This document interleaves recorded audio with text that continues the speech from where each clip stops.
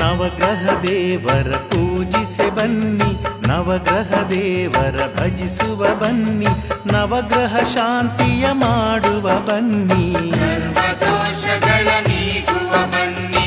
ನವಗ್ರಹ ದೇವರ ಪೂಜಿಸೆ ಬನ್ನಿ, ನವಗ್ರಹ ದೇವರ ಭಜಿಸುವ ಬನ್ನಿ, ನವಗ್ರಹ ಶಾಂತಿಯ ಮಾಡುವ ಬನ್ನಿ, ಸರ್ವದೋಷಗಳ ನೀಗುವ ಬನ್ನಿ.